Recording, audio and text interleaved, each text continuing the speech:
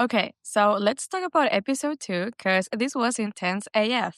We started this episode with Abby walking toward the hospital room where her dad died thanks to Joel. But instead of entering, she's stopped by her past self who tells her not to go in. And Abby responds with, I don't know you, which I think it perfectly sets up how much she's changed. So much that she doesn't even recognize the version of herself before all her anger.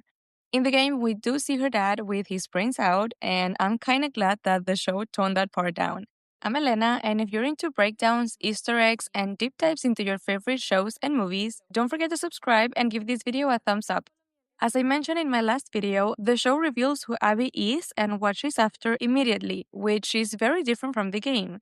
In the game, her motivations are a mystery for a while, but knowing upfront that Joel killed her dad adds this whole extra layer of tension.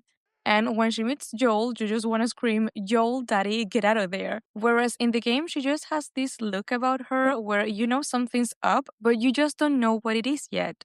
The conversation between Jesse and Ellie is actually how the game starts. So I love that they kept it nearly shot for shot. I heard you had quite a night after I left. I heard you had quite the night after I left. She kissed me. She kissed me. It was just Dina being Dina. It was just Dina being Dina. Also, Ellie's door has music notes on it, so it's a sweet nod to how much she loves music. In the game, the supermarket scene, the weed, and Joel's death all happen in the same day, but the show spreads it across two, giving us more details. And even though as a player the timing sometimes confused me, I'm liking the amount of details they're giving us with the story, especially since the game's second part will be split into 2 seasons. Oh, fuck me. Made you some sandwiches. Made you two some sandwiches if you're going out there. You be safe out there.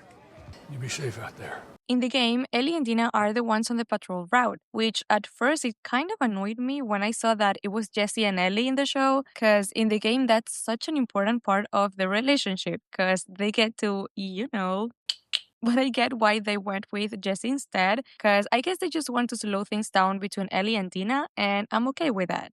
This is also when we learn about Eugene's secret weed operation, and we barely know Eugene in the game, so I enjoyed how the show gave him more depth.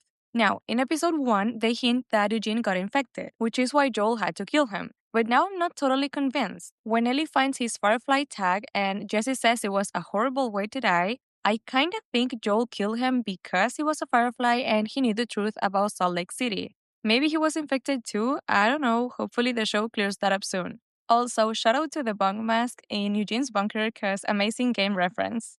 When we get to Abby and the horde of infected, I thought it was so well done because that's how it actually happens in the game. Not at that level, of course, but we can see runners, stalkers, and clickers hibernating in the snow until it's attack time. And then we have the iconic shot of Abby being pushed down by all of these infected, which is exactly like the game, so you can really feel the tension here. And then she meets Joel, and the tension really builds up. Although I did like how her intro to Joel was handling the game a bit more, especially when Tommy introduces himself and Abby realizes who Joel is. Her face in that moment was priceless, and in the show, she overhears his name, which is a little more subtle, but Caitlin's expression was still flawless. Because of the pipe in Jackson, we see the horde of infected being redirected to the city because, just as Tess explained it to us in Season 1, they're more connected than we know. This doesn't happen in the game, but I thought it was such a smart move. It raises the stake dramatically because we're watching Joel walk into his death while the city is getting overrun, and this makes his death even more heartbreaking because he knew what was coming to Jackson.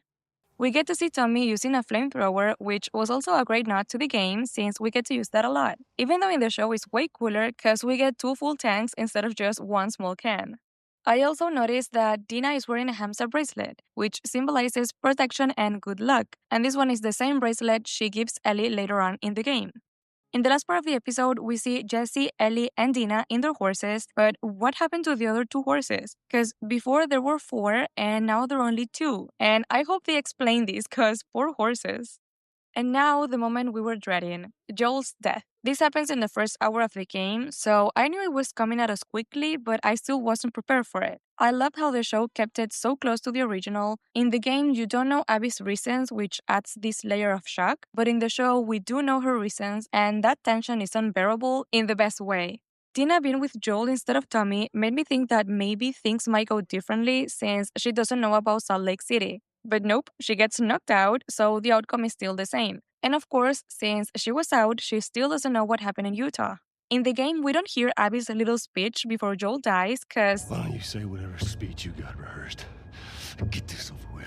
so I did love that we get to hear it here, cause I hated the fact that Joel died without knowing exactly why, and here he definitely knew why. At the same time, I thought it was too much talking, and then Joel said, No, just shut the fuck up and do it already.